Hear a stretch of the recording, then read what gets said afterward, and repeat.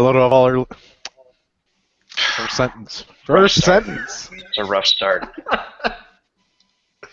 Hello to all of our listeners out there in podcast land, and welcome to episode 39 of Canadian Patriot Podcast, recorded on August 15th, 2016. Joining me this evening, we have Tyler, a direct descendant of Charlemagne that competes with the Young Helicopter Pilots Shooting Association when he isn't taking communists on one-way flights over the Pacific from Santiago. He co-hosts the International Liberty or Death podcast. Hey, Tyler, how's it going? Going well. Congratulations on the new home. Thank you, sir. We'll get into that shortly. We also have Gavin. Gavin's back and refreshed from his Bohemian Grove camping retreat and ready to rustle jimmies. Gavin's a business owner, gun enthusiast, hunter, and atheist, and the host of the Greater Toronto Area chapter of the Tactical Beard Owners Club. Hey, Gavin. How you doing? Pretty good. You? Very well, thank you. I like the patch. Thank you. So for our audio-only listeners, you can check us out live Monday nights at 9-ish on YouTube. And Gavin has an LGBT flag, hat, Gadsden flag thing. I thoroughly enjoy that. That will, I'm sure, rustle many people. Is there a hashtag on that? There is. The hashtag is shootback. Why would you want to do that? Because if I'm going to die, so are those bastards that are shooting at me. You know what gets me? And how do you know it's LGBTQ? Maybe he just likes rainbows. Maybe he just likes rainbows. That voice you're hearing is Marty. Marty's a sport shooter and hunter from Southern Ontario. Hey, Marty. Thanks for joining us. Hey, congrats on the new podcasting studio. Yeah, thanks. You can't get this shade of beige anywhere. As always, my name is Andrew. I'm a libertarian, a competitive shooter, gear reviewer at everydaytactical.com, and a firearms instructor. Oh, right. I'm supposed to read something right now. Sorry. I'm a little off my game today. Where is this nonsense? I'll fill the dead air. Here we go. Every time somebody criticizes shooting back, having the capacity to shoot back, it's always along the lines of, oh, that'll just contribute to more death. That's exactly right, but if you kill enough of them, they stop trying to kill you. Yeah. Exactly. I'm not so much worried about other people's deaths so much as I'm worried about mine. So. Exactly. Not all lives are equal. Yeah. That, and we'd love to hear your feedback about the show. Please visit CanadianPatriotPodcast.com/feedback or email us at feedback@CanadianPatriotPodcast.com. And if you go on the iTunes and leave us a 5-star review, there is a good chance that you might be able to suggest a drink that I will drink for an episode. Could be interesting, could be boring. It's up to you. That's a terrible segue. The edited version of the show is available on Stitcher and iTunes. Thanks, Marty. I'm glad somebody's got his back. Nobody uses the Stitcher except for that one guy that's already left feedback. So. Yes, and we're leaving the Stitcher feed up for that one guy. Yeah. All right, Gavin, you alluded to it. What are we drinking this evening? Well, as per a viewer request or listener request, I guess, depending on how I am drinking strawberry daiquiris. I am also drinking strawberry daiquiris, except it's more just like strawberry syrup and a lot of rum. Yeah, that, and for whoever made this suggestion, fuck you, because nobody has daiquiri mix in Mississauga, so I had to go and buy strawberries in a blender and make them from scratch. But I fully support this. I bought the mix because laziness. That is how dedicated I am to this show, that I would do that. I appreciate that, and I don't care if our listeners do or not, because, if I hurt your feelings, send me feedback. I still won't care.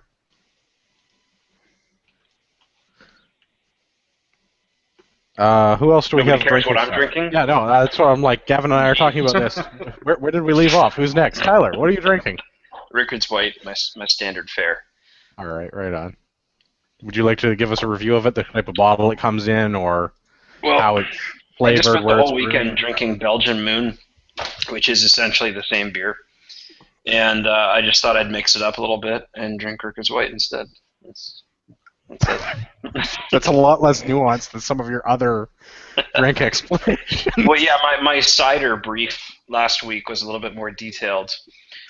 Fun fact: Rickard's White and Blue Moon are actually the same beer. They're just, Rickard's White is what was formerly exclusively marketed in Canada, and now Belgian Moon has been brought into the Canadian market. But they're all essentially the same recipe. That's the level of detail that I'm used to. Marty, Yeah. what are you drinking? Waterloo IPA today. Nice. Well done. No more of that domestic nonsense. Waterloo's pretty domestic. Yeah, but it's not. What were you like previously? It was Budweiser and MGD. I did have those for a couple of weeks, yes. Yeah, no, that was terrible. Never do that again. All right, so my big news, I have moved into the house that the wife and I bought, so yay, new recording studio. It's beige. For our YouTube listeners, I apologize that there's no exciting backdrop of firearms. Someday I will get a new studio. Hold the microphone up to the wall so we can hear what color it is. Hear what color it is? Well, all I've been doing today is painting. Eventually down here might get painted too, but I'm pretty painted out right now. But new recording studio will be in the works. I apologize for the way I sound and the way I look. I can't do anything about the way I look, but at least the studio can be improved. I'm also going to talk about CQB Match 5 because that happened on Saturday. So I want to thank everybody that came out and let me shoot third place in operator class with my abysmal score of 323 points out of a possible 550. For anybody that's interested in CQB in Ontario, I help run those matches, and you can listen to a previous episode. I'll have a link in the show notes for how to get into CQB. Do we want to talk about the... Oh, Tyler buggered off. Okay. I went down and he's gone. That'll happen. The OAS match? We talked about last week, didn't we? Oh, did we? Okay, I couldn't remember. Excellent. I will take it out. Yeah. But when you did talk about it last week, did you talk about how lucky you were when you fired a slug at the steel target and only hit it with the wad? Oh, God, that was bad. I don't know if we talked about that. I have to edit that episode. Yeah, I don't know if we on talked about you almost buying a target. I almost bought a target because, I had a great idea. I'm going to load these, I'm going to load my bird shot. I'm going to knock down these plates. I'm going to have my slugs, and I'm ready to go. And, yeah, I had to take a makeup shot, and I forgot that I had slugs loaded, and it was a recipe for disaster, but I managed to somehow knock the plate over using the wad. Yeah. And you criticized my game plan, which was considerably more complicated.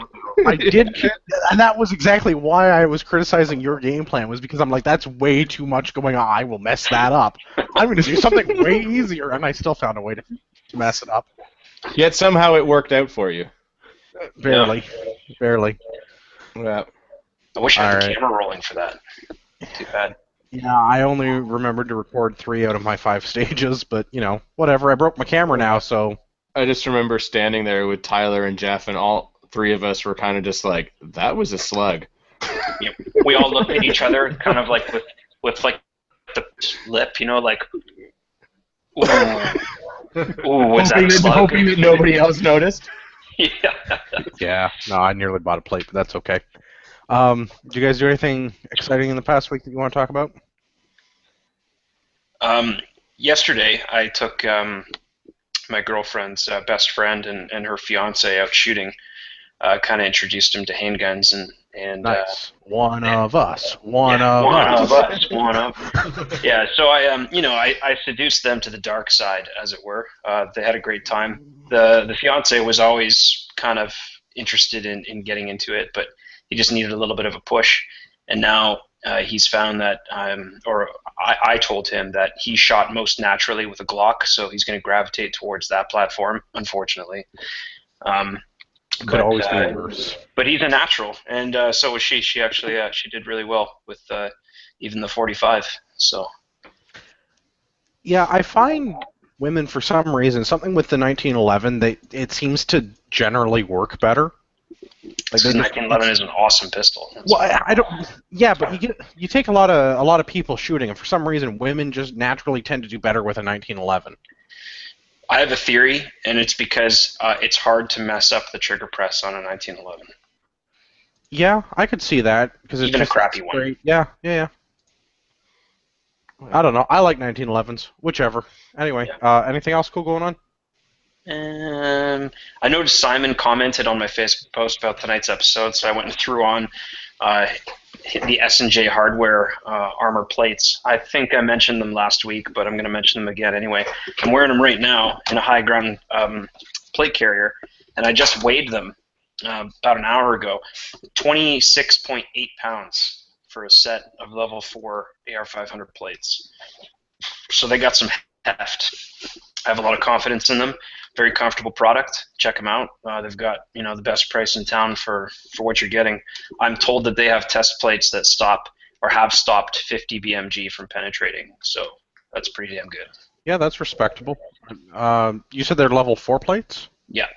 So they should be able to stop like 30 cal armor piercing then. That's not bad. That's right. Yeah. Yeah. So I have a set of their. Not bad. It's not bad. It is in fact not bad. It's like you guys have you ever read the internet lore of Gecko 45? Is he the Mall Ninja? He's the original Mall Ninja. That's Ninja, right. Yeah. Yeah, and one of his plans was to like take multiple rounds of 338 to the back while he like reloaded his gun.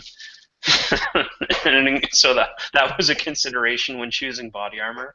That is something I never want to plan for. I mean, I don't want it to happen, and if it does, I want to be prepared. But it's not something that I want to be like part of my plan. Is like I want to reload over here while I'm getting shot.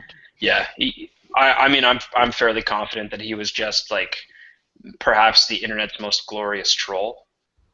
But Well, or maybe he's one of those guys, that like plans for the worst and hopes for the best. You never know. I don't know about that. That's a pretty good segue, though. Let's use that. Planning for the, well, not the best, but something good came out of this. It'll work. The RCMP, assisted by the Canadian Special Operations Regiment, managed to put down a terrorist. That's always a good day. Yeah, it can't be a bad thing. So I've got a link in the show notes to CTV News. There's a whole bunch of this on various outlets. Last week in Strathroy, Ontario, the local PD, the bomb squad, the SWAT team, the RCMP, and CSOR all showed up to, I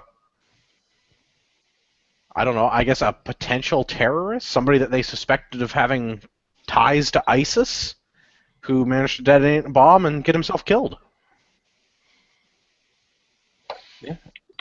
Jump in anytime. Yeah, good job, guys. I guess I don't know. Yeah, I mean, I don't know. I still find the whole thing kind of funny how like they had no idea this was going on until the FBI sort of informed them that it was going on, despite the fact that the person in question was being watched by the Canadian sort of, I guess, intel guys. Now, the term being watched, I don't think you know what that means. Yeah, well, I mean, the FBI, I think, knows He had a what that means. firearms license. But he did have what was it, like a peace prohibition or something? They had a peace bond. They had a peace bond on him that required him to move from wherever he lived out west, Saskatchewan or Alberta, wherever he was from, to Strathroy, Ontario, of all places. That's a hell of a peace bond. He was living with his sister. That was. Oh, that was the reason? Okay, I never found the reason. So they had made him live with family in Ontario. That's fine. Yeah.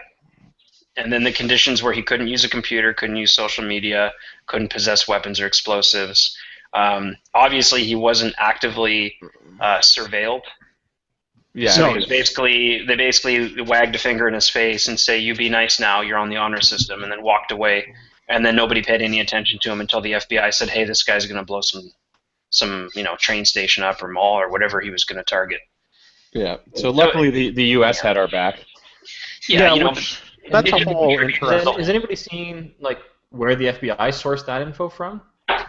That's the point I was just going to make. Is does it kind of? I mean, it's not shocking, but is it interesting from anybody else's perspective that a foreign domestic police organization was the ones that were like, "Hey, Canada, just FYI, there's this guy and he's going to blow some of your stuff up." Yeah. We've been monitoring all of your citizens, and we happen to catch this. Yeah, like, but it's like it comes from the FBI, right? Like they're responsible for domestic policing in the U.S. It's not like it was the CIA that's responsible for like foreign intelligence gathering. Yeah, well, I think we all know that those lines have become blurred over the years. Oh no, I know that. Canada That's and the the point U.S. that I'm trying to engage in illustrate. intelligence sharing, and it wouldn't shock me if the Canadians already had access to the same intel that the FBI did, but the FBI is not only more actually paying capable. attention. Yeah, they're more capable, but they also have like a more of a, like a higher degree of like a work ethic, I guess. I don't know how to put it, but they're just a little bit more studious when it comes to sifting through the data. Yeah, I could see that. The other thing I would kind of say is the FBI seems to, I mean, looking at sort of the cases that they've been successful in the last couple of years, the FBI tends to be honeypotting these kind of guys. And I wouldn't be surprised if they were kind of honeypotting and this guy got in there. And so they were actually the ones kind of pushing the guy and prompting They're the big guy. into that. Yeah. Okay. So I was just gonna ask that. When you say honeypotting, do you mean like, hey, tell us about all your plans, or do you mean like what happened in BC like 2 years ago when the police were like, hey, we'd really like to help you blow some people up. No, we're not cops. Exactly that. Yeah. Surprise! We're the RCMP. You're going to jail. Yeah, exactly that. Like they're kind of supporting it, pushing it, kind of seeing what the guy's willing to do, what he's willing to kind of how far he's willing to go, and then once he goes beyond the line, then they take him down. Mm-hmm. Yeah, I don't know. The whole, like, you get into weird legal stuff with entrapment, and I don't know that we should necessarily be baiting these people, but I don't know. Yeah, I guess for me, it kind of depends on what they're planning to do. Like, if you're baiting someone because they want to go buy a hooker for an hour, who cares? But, if it's that easy to push someone over the edge to go, like, blow up a mall, I'm not necessarily against it. Yeah, but how... So I agree with you, but the question is, how long were they pushing him for? Like, is this something... Well, and how like, big of a there's push been was it? some of the ones they took down in the States, they were like 2 years working on the dude. Yeah. Yeah, no, that's... Yeah. I mean, if it's like a simple, like, hey, I think this is a good idea, and they're like, yes, I'm in, or, Right, I've already got plans to do this, then, Here's my manifesto. When are we going to... Right. Are you free next Saturday? I don't know. Wouldn't a normal But person react to this honeypotting? It's a gray area. Is my opinion on it. Wouldn't a normal person react to this honeypotting by, like, once they were approached by the agent provocateur or whoever? Wouldn't they turn around and then report the agent to, the RCMP and say, hey, this guy seems pretty. He's pretty eager to blow up a Union normal, Station. sane person would probably do that, but So I'm somebody with that's got- Gavin, where the guy's just like a miserable deposit of human debris, human filth. I don't shed a single tear for him. The country's probably better off without him. No, I agree. He was stealing up all the good oxygen, and now 100% there's more for the rest of us. Yeah. Yeah, and I mean, luckily this basically ended with well, I guess the cab driver is injured, but I hear is doing well or well enough. Yeah, I understand that What the the cab injuries driver. were? Has anybody heard that? I understand it was minor, like cuts and lacerations thing. Like he was admitted to hospital and then released within like a day. Mm. I Yeah, don't which know is how great accurate that, that is. There's That very little follow-up. nobody really got hurt, and it was a much smaller incident than potentially it could have been. Well, and that was their whole thing. Like, the intelligence apparatus isn't releasing what this guy's plans were, but it makes it sound like he wanted to have some kind of like mass casualty event, and to me that means he's not doing this in Strathroy. He's doing it at like Homecoming at Western or like downtown Dundas Street in Toronto. Or TTC or somewhere, wasn't it? Well, Yeah, I had read conflicting stories. One had said something about Toronto, and the other had said that he had instructed the cab driver to take him to a mall in London. Well, I've heard a couple of different reports, the same as you, and none of them have been verified by anyone that's like part of the security apparatus. Like it wasn't part of the RCMP's press conference. Yeah, so we should just speculate wildly. Yeah, exactly. Obviously, because if we can't be first, we should at least be sensational. Yeah. So clearly Also, he was on his way to Pearson. Could we just be thankful that these guys are always not smart? Like, this guy managed to successfully detonate the bomb that he built and didn't kill the guy that was 2 feet in front of him. Yeah. Which is good, but also the fact that he made a bomb. Not that bombs are difficult to make, but the fact that he was on like this whole peace bond thing where he shouldn't have been able to buy anything that he can turn into a bomb. Yeah, like if this guy really was serious about harming the country, he could start up like a left-wing media outlet, and then there'd be no Wow. recovering from that. That went to an interesting place quickly. All right. Amazing. I have no follow-up to that. Does anybody? No, I think that comment wins the internet for the day. Yeah, that is Well worth one free internet, sir. All Thank right. Thank you. Well, okay. So nobody's upset that this guy's done. Did you guys see some of the interviews with his father, with the terrorist's father? They were like estranged. Yeah, and he seemed pretty oblivious to the whole thing. Well, and I think my favorite part of these. pretty logic based, you know, like he's saying, like, yeah, he did that. The police took him down. There, you know, he didn't blame the police in any way. He said this was justifiable based on what was going on. He had already detonated a bomb. He was trying to detonate another. When they killed him, you know, they did what they had to do. I thought he was pretty. Yeah. Despite everything going on, he was pretty reasonable about it. Well, and that's the thing that I'm surprised it got published. Not that it made a lot of like front page kind of news stuff, but I'm surprised that as many outlets published those interviews as they did, because the guy was logical and he's like, yeah, my son was being a shitbag and he tried to blow people up, so they killed him. Yeah. Like, it was very reasoned and it was a very logical argument. I'm just surprised that as many media outlets did ran it.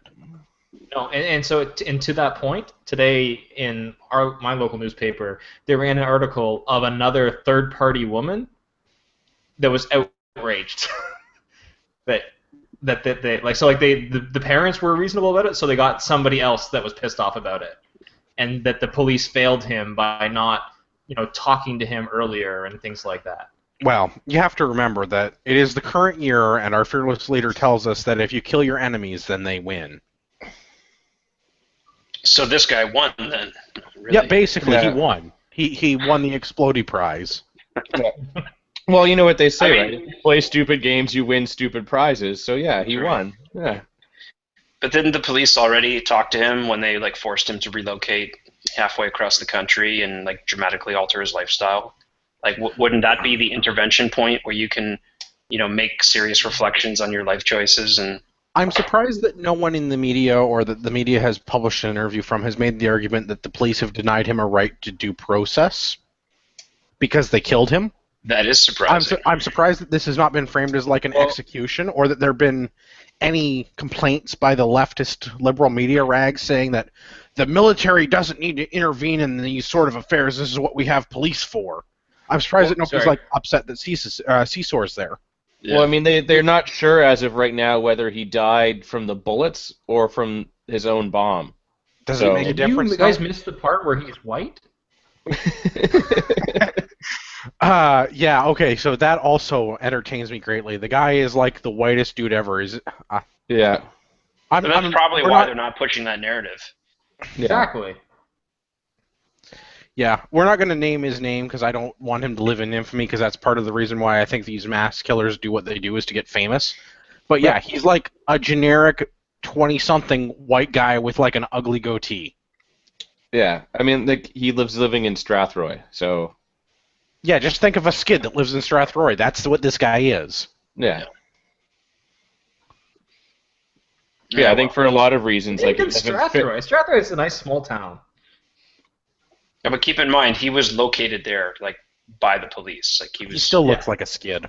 Yeah, so stop Yeah. blaming Strathroy. It's not his, not their, not his No, fault. I'm not saying it's No, Strathroy's but- fault. I'm just saying he, like, Then, do we know He why looks he had a sketchy. peace bond? because he was already trying to, like, contact ISIS and be like, Yeah. So Allah snack bar. Yeah. He was tweeting his support of ISIS. He tweeted support of the Parliament Hill attacks from 2 years ago. Said that, you know, Canada deserved it. That got the attention of the government. Well, and as it should, but like, if that's why he had his peace bond, why the hell were we not watching this guy closer? Because he's not a gun owner. He doesn't warrant having daily background checks. It's security theater, man.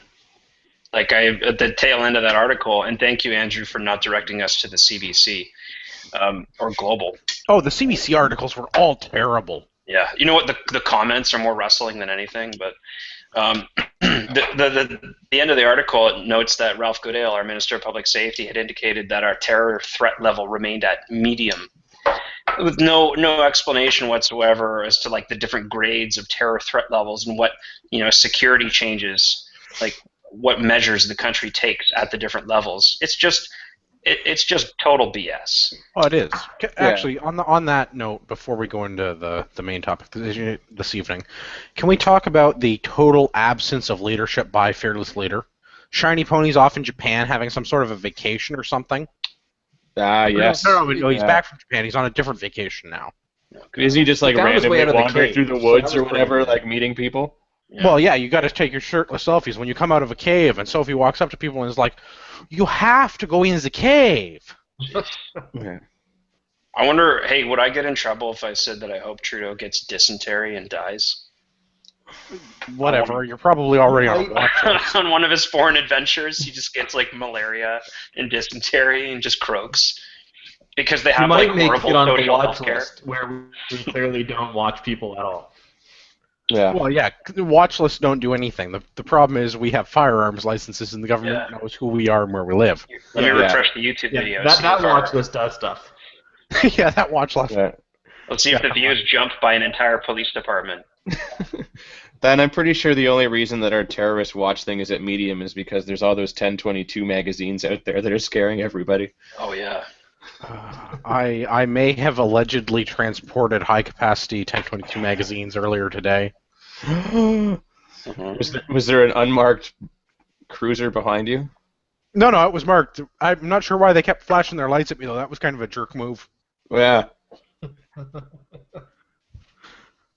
So the point that I wanted to make, though, is the whole, like, total lack of leadership by Justin Trudeau on this was it took him, like, over a day to respond, and his, like, one media outlet, aside from what Goodall had to say following the press conference given by the RCMP, the one thing that Justin Trudeau says is by tweet, and he's, like, congratulating the RCMP on a job well done.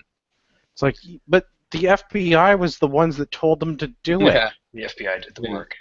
Yeah, like the FBI, from what I can see in the reporting, the FBI did the majority of the work. And arguably CSOR are the guys that shot him in the face, not the RCMP. So kudos to the guys. That's all I'm going to say. They're a total joke. Well, yeah, we've made fun of the horse police on here before. And I mean, to clarify, before we get hate mail, because I like getting hate mail, don't get me wrong, I love my hate mail. Makes me stronger. Bring it on. Just shower in your hate. Yeah, exactly. But to be clear, before we get the hate mail from the frontline officers that listen to the show, because I know there's a couple of three of you, the problem that we have is not with the policing institution, or the problem that we have is not with the individual police officers, but with the institution of policing in this country. Because we have organizations like the RCMP that are supposed to be watching people that are peace bonded, and it takes a foreign domestic policing agency to be like, hey, you guys should put down the double-double and maybe go to Strathroy. Yeah. Now, I wonder, and we'll have to look into this and maybe revisit it. Do you think that supervision was delegated to the OPP? Wouldn't surprise me. I was just going to say, I wonder if it has anything to do with the fact that RCMP doesn't have much presence in Ontario. Yeah. Sorry, do you want to say that all again, Marty? I spoke over you. Oh, so I was just saying, I wonder how much. I wonder how much the RCMP dropping the ball is more likely the fact that RCMP doesn't really have much presence in Ontario, and so Ontario policing is mostly dealt with by the OPP, and as Hayo said, it's just as likely that sort of that duty was passed along to them. Yeah, no, that's exactly what I was saying when I was speaking over you. Was I have a suspicion that would have been passed off to the OPP because the RCMP doesn't really do much in Ontario. I mean, they guard Ottawa, but that's about it. I know someone that had a peace bond, so I can actually talk to them and see what the deal was with that whole thing. But as far as I know, it was the local PD that basically enforced that or was like responsible for that.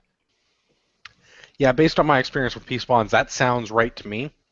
Yeah, and unlikely that Strathroy has a local PD. It'd probably be dealt with by OPP. No, I think Strathroy actually does have their own. Really?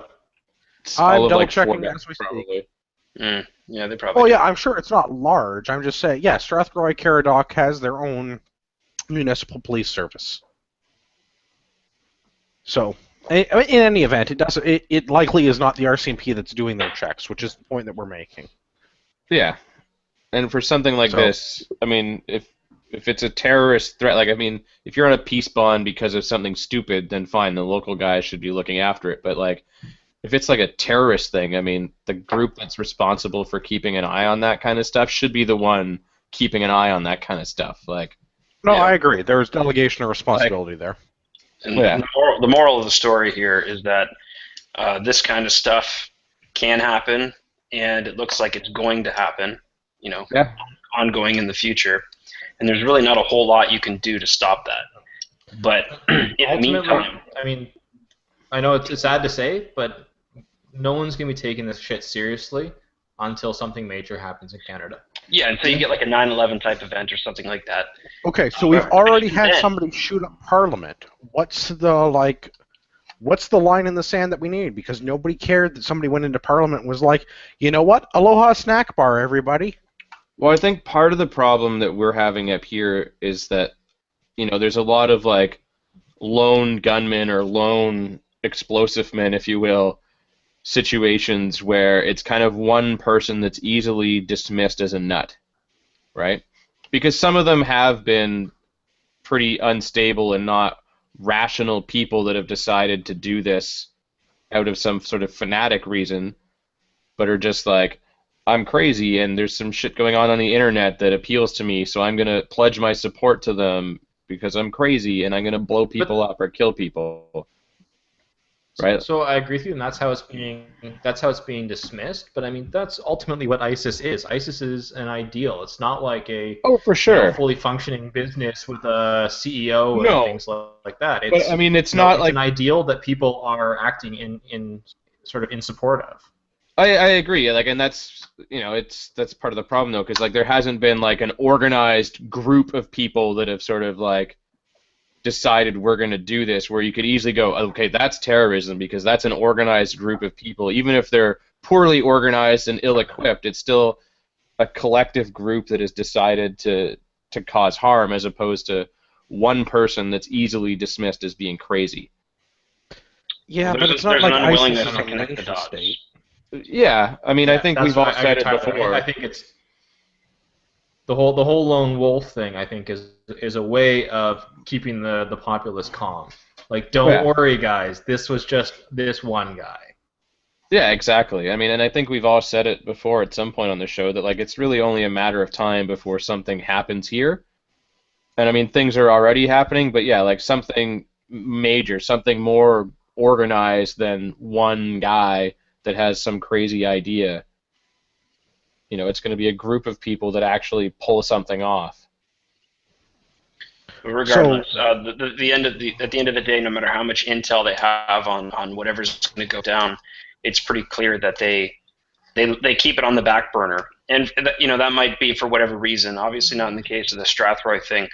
They're always worried about being accused of racially profiling and being racist or whatever, or mishandling the situation. So that's always going to cause them to second guess their instincts. And what's going to end up happening is people are going to die, as everybody has rightfully predicted. People are going to die in like probably a particularly horrific and public fashion. And in a lot of cases, there will be like nothing you can do about it. But in other cases, there will be people that die because they were rendered defenseless by their own government. And then the narrative in the aftermath will be, we need to disarm everybody. Yeah. So things are only going to get worse from this point out. Yeah. Okay, so Tyler told us the moral of the story. This is the moral of the moral, then. Let's not be disarmed. So that's our main topic for the show tonight is AR-15 alternatives, since we can't all have AR-15s all the time. Because if it were up to me, that's what we would have all the time. So why can't we have AR-15s all of the time, Andrew?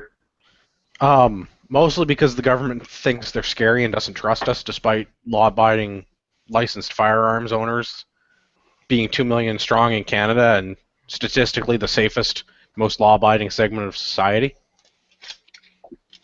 See, like you as a rational person can't ask that question and get a rational, logical answer.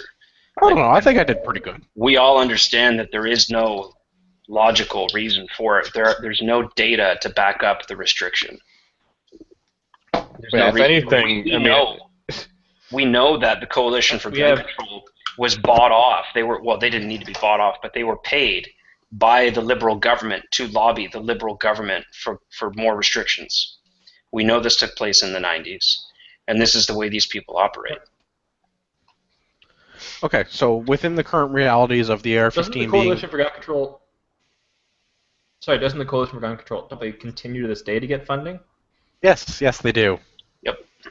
Yeah. And don't worry, it's not like their leader is a tenured professor at a certain university. Ryerson. No, she works for Brock now. Oh, that's unfortunate because Brock was a great man. Brock was a great man. Brock University is a lot like York University, though. Read into that as much as you will. It's a shame. It is a shame. They're always on strike? I would say they are on strike less, but they have very interesting political leanings. So they watch a lot of CBC, is what you're saying. Something like that. It's a terrorist cell, that's what you're saying. That's what I'm saying. That because Yorkview is destruction of the country. Yeah. So if it were up to me, we'd all be rolling around with AR-15s pretty much all the time because I like ARs, and I think that's the way to solve a lot of problems. Isn't that what AR stands for? Always ready, or always rolling? Always rolling. Armed rolling. That's what Armed it stands for. I don't know. Yes, if I could get away with having my one of my ARs with me all the time, that's what I would do. But I mean, I feel the same way if they'd let me have a handgun legally all the time, I would do that. Because I don't have time to wait for a cop to show there when somebody wants to do something illicit. So bearing in mind the restrictions. Everything we're about to discuss throughout the main topic is for your second rifle. That's right, for your rifle that's not your AR-15, because the AR-15 I think is the rifle we're going to use when it's finally time to fix the country. And by fix the country, I mean, again, read between the lines. Yeah, read between the lines. So just to be clear, go for Gavin, helicopter rides? You're Helicopter still wrong. rides. I just want to make that clear. Gavin is still wrong. Yes, Gavin is still wrong. Yeah. The main topic of the show is the rifle that you can have when you can't have an AR-15. I've got a few of those. Well, So- we'll see. Who wants to start? Well, Do you want okay, to set any criteria for the audience? yeah, I let's was set some... thinking before you. I can read it in front of me, but I was thinking semi-automatic centerfire rifle with ideally a detachable magazine. That's right. So I think, we should set the ground rules before we Non-restricted, go through. obviously. Yes. So, non-restricted, semi-auto, center fire, intermediate caliber, detachable magazine rifle, I think is the criteria. Yeah. Like, that's how I look at the AR-15. Like, if you break down the component parts and what it does and how it works, that's, to me, like, what replaces that operating characteristic. Mm-hmm. But we can talk about other stuff, too, because there's other guns that fill a similar role that are not maybe 100% of those criteria. But close, yeah. And I would also like to point out that in all circumstances, any gun is better than no gun. Yeah. Oh, absolutely. Like, if it were up to me, because occasionally, like, a few times a year I have to, like, dress nicely. And even if I could conceal carry every day, the full-size 45 that I want to carry would just be, it would be impractical, right? So, I mean, the 22 Derringer would still be a better choice than no gun at all. Well, Yeah. that or you get like a dress gun with a dress leather holster that you wear on the outside when you That go would be shoot class. on. Oh, yeah, a barbecue gun. Yeah. Or you could still conceal it, right? And you'd print, obviously, but you could just tell people that you have like a goiter or something. The nice thing with those 45s is that the single stack makes them nice and slim. Mm-hmm. Well, yeah, I do like. There's a lot of pros about the 45s. Don't get me wrong. If it were up to me, that'd be what I would carry. But I realize that would be impractical for me to carry it all the time. Yeah. So, are we pretty set on the ground rules? Rifle, intermediate caliber, semi-auto, detachable magazine. Yep. Yeah. Cool. Should we go around and we'll go left to right like we do with drinking, and we'll just first choice for everybody? Okay, sure. Cool. Gavin, first choice. Well, I mean, that would be this bad boy right here, my VZ. VZ. Yeah. Okay. So 762 by 39 detachable magazine, so it's meeting all the criteria. Yep. So non-restricted. You keep it in the, I guess in your case, in the Jeep with the ammo separate. Yeah. Well, I normally have my Challenger as well, so it'll sit in the trunk with my plate carrier and a little go bag and some ammo, and that's kind of where it rides most of the time. I can get with that. I've got a VZ58, and I'm definitely a fan. Yeah. I mean, I like it. It's a reliable gun. I mean, you know. So the one downside that I can see with the VZ58 over the AR is the detachable magazine, because you're limited to those 5 rounds. Because the VZ58, there is no pistol VZ58. You can't get Yeah, a unfortunately, Beowulf mag or a pistol mag. the RCMP decided that the VZ pistol was not commonly available, even though there was a gentleman that was trying to import one, because nobody would want to shoot a pistol with that size of a round. It's funny. I'm pretty sure I can buy one of those single-shot 300 Win Mag pistols, but Yeah, but yeah, I mean that is the one downside, is that you've got these ridiculously large for 5-round magazines. But that's nothing that a drill bit or a chisel, or I mean even a good pocket knife couldn't fix in a short amount of time, if needed. If needed, if the situation truly calls for it. Yeah. You don't even then. The magazine thing's really a bit of a sideshow. If we're talking about the time when it comes to fix the country, I mean, you're not going to care about the rules of the old order. We'll put it that way. Well, when it's time to do Patriot shit, the magazine capacity laws won't really apply. Yeah. Can we make that a shirt? Like, it's just like, I just want to do Patriot stuff with my Patriot friends. Yeah. I'm fine with that. We'll have a gallows set up in the middle of center block in Ottawa. Can we melt the rivets down into shot? Yes. Yes. All right, Tyler. What's your first choice there for the AR alternative? Well, I would also like to add that I have a VZ58 platform rifle as well, and kind of echo everything positive Gavin has to say about it. My first choice would be the Swiss Arms Black Special. It's the full-length rifle version, 20 3/4-inch barrel. It's considered by many to be the finest semi-auto on the Canadian market. A little pricey, but if you rip this thing apart, look at the internals, the machining's beautiful. I've had this gun now for, when did they kill the registry? I got it right after they killed the registry, so 4 years? 4 years? Yeah, around that. 4 years. It has some, kind of ergonomic drawbacks. The charging handles on the right side, like the XCR that came out after, kind of improved on that, so you never have to take your weapon hand off the gun. The gun in its original configuration has an unfortunate magazine characteristic. They rock into place to a certain extent, and actually I wanted to point that out about the VZ58 platform. And the charging handle is also on the right-hand side as well. Yeah, and the magazine changes on the VZ58 platform are slower than on the AR platform. Yeah, because you gotta the nature of the magazine design. But I have the aftermarket lower, which accepts AR-15 mags, so it improves on a substantial notch in the con column for the way this gun comes out of the box. So now I can take AR mags, and so now I have cross-platform compatibility with my ARs and my XCR. Ambidextrous safety. It's really accurate, really reliable. You can't go wrong with this gun. They were briefly prohibited, but now they're back on the market, non-restricted again. So. All right, Marty. What's your go-to choice if you couldn't have an AR? I'm looking at the ATRS Modern Varmint. So that's still using, it's Canadian made, well machined. It's going to be an accurate rifle. It uses Stanag AR-15 mags, so all the normal mags fit. Just a beautiful rifle. Yeah, I like that. AR-15 if you can't AR-15 basically. It's still semi-auto. It's still the nag. Semi-auto. It's basically an AR-15, but they've done a like all your standard AR-15 parts for the most part fit, but the upper and lower receiver go together differently. They slide together instead of using the normal takedown pin, so it's a different mechanism, an entirely different receiver. So it's classified as non-restricted. Yeah. Yeah.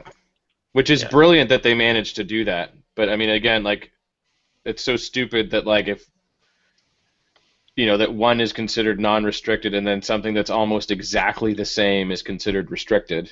Yeah. So even though it's not operationally identical, it's functionally identical.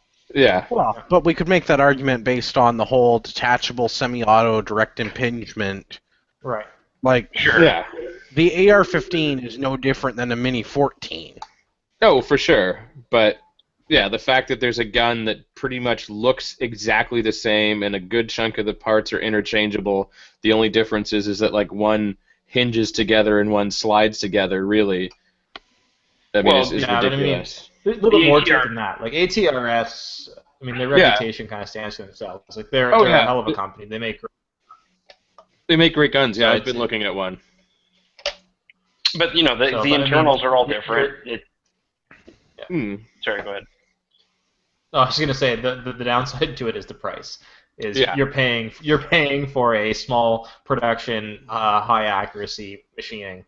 So it's you're looking at like $4,000 by the time you kit it out.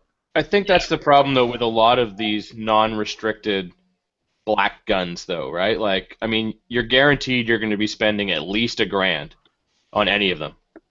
Yeah. Oh, easy. Absolutely. You can't even get a Visa 50 for $1,000 anymore. Like, I mean, that's like super lowball price, $1,000 with like no optic or anything on it, like Used. for a base model non-restricted black rifle, whichever one you want to find. Like even the Kel-Tec one is like $1,000. Yeah, the SU-16 is used going to for be cheaper. $1,200 was the best price I could find on them. Yeah. Because you're paying like the cool gun tax, if you will, right? Like if you want something cool that looks kind of military-like, even if it's never actually been used by a military anywhere, you're going to have to pay that sort of tax to the government, I guess, or whoever to. It's supply and demand.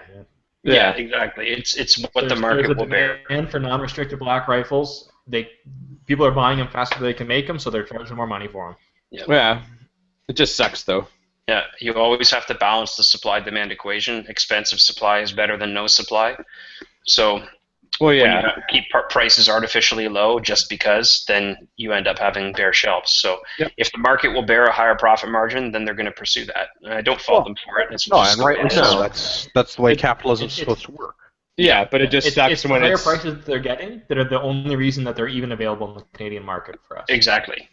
Wow. I was down in Virginia once. I was in a gun shop, and I noticed the XCR on the shelf, and I started talking to the guy about it because I had one myself, and I said, "Oh yeah, no, they cut a barrel specifically for our market so that it falls into the most desirable tier of gun control." And the guy was just actually kind of shocked that he's like, "Oh, like your market's big enough that they'll actually do that for you?" And I said, "Yeah, we even have like exclusive like manufacturing slots like to guarantee supply." Yeah. So I mean, during the Obama gun scares, I don't know, take your pick, however many there have been, Canada has always had the supply of XCRs because we've got the contract with Robinson Arms. Yeah, no, when I was at SHOT Show, I was actually at the Robinson Arms booth talking to a guy I know that's a German distributor and the rep for Robinson Arms about the XCR and like the ridiculously high price in Canada, but it fills that niche, right? Like, and that's kind of why. Exactly. Yeah. Well, okay, so on that note, the Rob Arms actually would be my pick if I had to have a non-restricted AR replacement. Do you have one to show the... I do not have one because I have an AR-15. Look at that, I've got one. There we go. Oh, you have one. Yeah.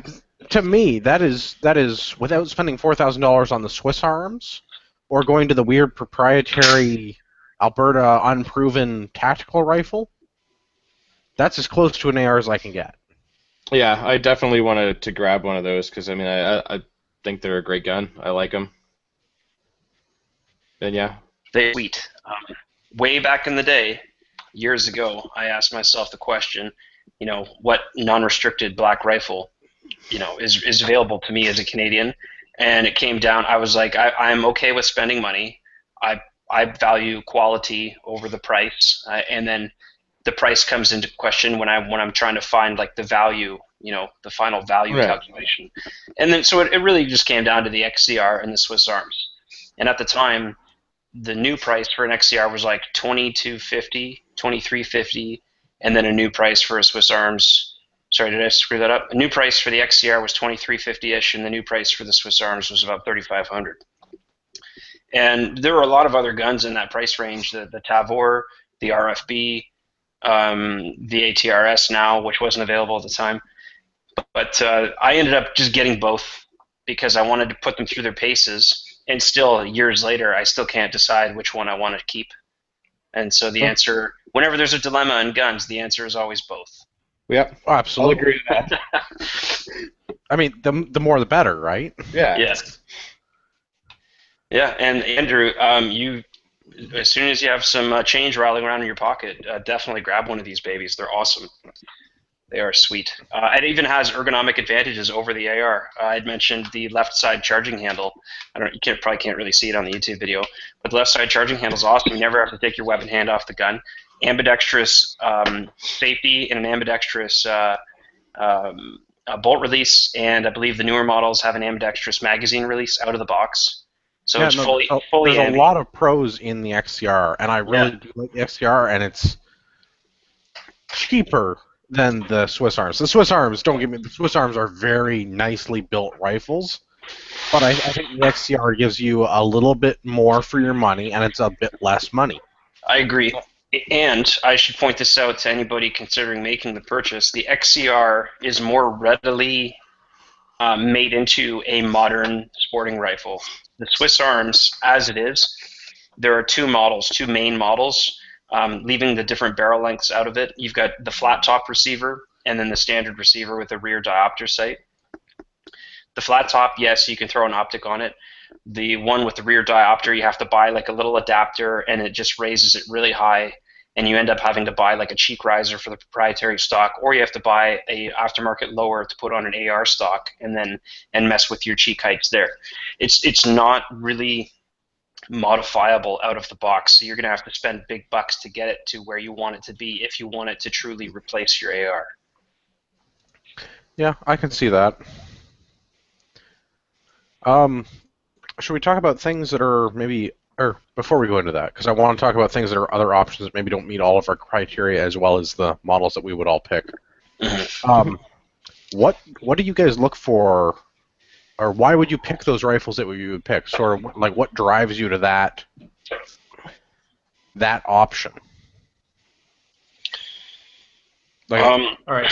The AR-15, from my perspective, is a scary rifle, right? Like, people see it and it's a military-looking rifle, and I don't like that, right? So, like, what do you... for me, okay, I went with the ATRS. I would say that the reason I go for that is the availability of parts and the availability of magazines. You can take that one out, and pretty well anyone with an AR, and basically most of the shooters out there, they'll have parts that'll work on it, and you can throw mags back and forth, and they all work. So it's just for a simplicity's sake. It's just functional and reliable. Fair enough. Yeah. Fair enough. I chose the Swiss Arms because it's an actually battle-proven platform. So I can make that purchase with that confidence that comes with it, knowing that it's an older design. It dates back, I think, like 3 decades now. The Swiss Army's been using it. The Swiss, they take their military seriously. I'm told that the factory has test rifles with over 100,000 rounds through them, and the only thing they've ever replaced are the springs for the extractors. Like very, very just minimal maintenance. It's a piston-driven system, so you get a little bit of weight up front. But with the piston system, you get increased reliability in adverse conditions. So winter is a reality in this country. You're going to get ice. You're going to get snow. You're going to get condensation at different times of day. Our weather changes all the time. So reliability in all conditions is a huge, huge consideration when I look at like my my carry around gun, and this is my carry around gun. This gun goes with me everywhere I go. It's true. I've seen him carrying it in a backpack out of a hotel. You weren't the only one, apparently. So yeah, it's simple too. I mean, yes, Marty's got an excellent point. Availability of spare parts, not so available for this gun. So if that's going to be like your kind of go-to non-restricted gun, then maybe you're going to have to spend a bit of money on getting a good spare parts set, because you're not going to be able to, find them as readily as you would for an AR or an SKS. But, that's fair. Yeah, the accuracy thing. Accuracy's thrown out there all the time, and they're like, "Oh, I can get my AR can do 1 1/4" or 7/8 at 100 yards off a bench, and I believe it was the Dalai Lama who said accuracy doesn't matter in a gunfight. You just want good combat accurate hits. Good fist-sized groups, center mass. Wise man, very wise man. Very wise man. No, but I agree with that. The accuracy. I don't care if it's an SKS that holds 3 minutes or an AR that holds a minute. It doesn't matter. It doesn't matter. It doesn't matter. matter. You know what? It all depends, right? Like, it's enjoyable to shoot very nice tight groups. Oh yeah, no. So when it comes to Accurate gunfight, it doesn't rifles matter. are interesting. Don't get me wrong. Like that's. Yeah. Sorry, I think I talked over you that entire time, Andrew. That's fine. Just go again. I'll fix it. I was just saying that accuracy is irrelevant for this consideration. I don't carry the gun around, for the off chance that I spot a deer 300 yards away on land that I happen to have permission to shoot on, and it happens to be in deer season, or a coyote, or anything like that. The gun is there, so if I need a rifle, if I need a fighting rifle to get myself out of a situation, I have a reliable fighting rifle within reach, within my grasp, and I can count on it to cycle properly, to shoot anything I put in it, and to put those bullets where I want them to go. And if they're an inch to the right or to the left of where I actually intended for them to go, I don't care, because if I am shooting this thing, it's at somebody who's wishing to do me harm, and they tend to be several inches wide. Roughly about 18 inches wide. Yes. Yeah. No. Yeah. That's my theory with this. Is if I can't have my AR-15 and I have to have a vehicle or a firearm in my vehicle or on my person, my primary goal is going to be to get home and get to the better firearms, right? Yeah. So like people need to stop thinking so much about accuracy and thinking about combat effective accuracy. Well, and I mean, really, if that's my goal, and I've had this argument before. I don't remember if you guys remember when that the soldier from Hamilton got shot at the Cenotaph, and we had that whole attack on Parliament. We touched on it briefly earlier. Nathan Cirillo was his name. Yeah, Corporal Nathan Cirillo. My go-to firearm for the better part of 2 weeks following that was actually just an 870 in my truck, because the 870 is not a scary gun. And I mean, it's not an AR alternative like what we're really talking about. It doesn't meet those criteria, but it's a lot less intimidating looking, because it's like, oh, this guy's just got a shotgun. Yep. Yeah, Right? especially if you It's a lot more intimidating sounding, though. Oh, it's a lot more. Yeah. Well, the sound of a pump-action shotgun is the universal sound of go away. Yeah, if you're on one side of a door and you hear that on the other, you know to leave. Yeah. Yeah. And an interesting point there on that a gun doesn't need to look scary to be effective. The same thing could be said about the Winchester 30-30 that the attacker used. Oh, exactly, and that's, I mean, a lever gun. A lever gun has a lot of the same drawbacks and advantages, pros and cons, if you will, of a pump shotgun. Mm-hmm. They're slow to load. They're pump or lever action are both slow to load. Lever worse so, I'd say. I agree. Lever would be worse than a pump shotgun to load, but I mean they're both slow loading compared to a detachable box magazine, which is something we all really like about the AR. They're easy to get 30 rounds, or 5 or 10 or however many is in a Beowulf mag. Yeah. Into the gun. But I'll take. So, I mean, I'd say you guys. I mean, you're all talking about in terms of you don't care about accuracy and that kind of stuff, because you're all talking about this rifle purely as a battle perspective. But for punching paper, accuracy's fun. No. I mean, you got to look at 300 yards. Do that, 2-inch targets at 300 yards and stuff like that. there's an enjoyment factor to that. And I'm pretty sure I'm looking for a range gun. I'm not going to be. I'm not nearly as worried about the battle aspect of it. Oh, for sure. And I mean, I shoot this at the range as often as I can. And I mean, a lot of the time it's at short distance, but every now and again I to go into longer distances just for the fun of it to see what it can do. And it's not that it's not an accurate rifle; it is.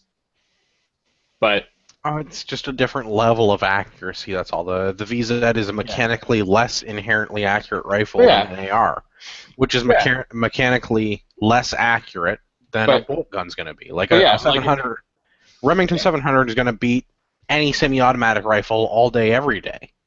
Yeah, and if I'm going to go shoot for accuracy, which I do, I bring my bolt guns. Yeah, absolutely, and I get that. I mean, accurate rifles are interesting. That's it's a different skill set.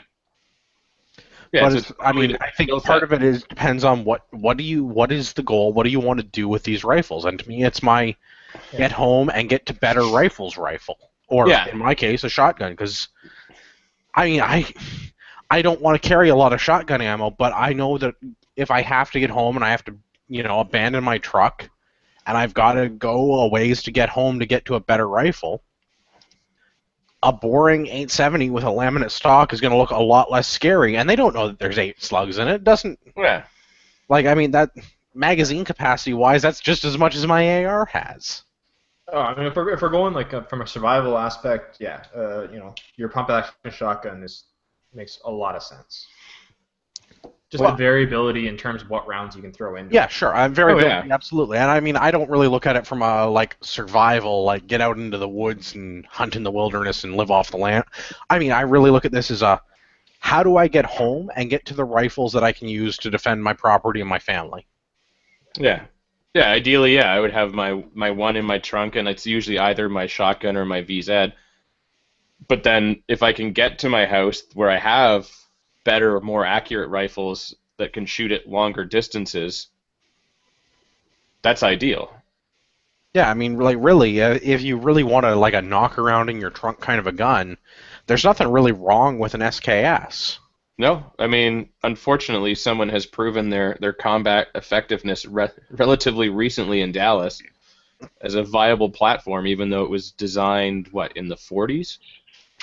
Yeah, no, it's a 70-year-old design, and they're not rounds are not great, but they're. I mean, it's a good enough. 10-round non-detachable magazine.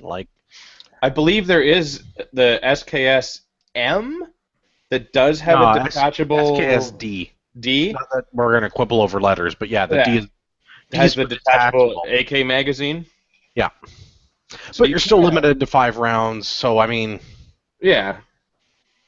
Well, I'm sure someone could make a magazine that holds more, but yeah.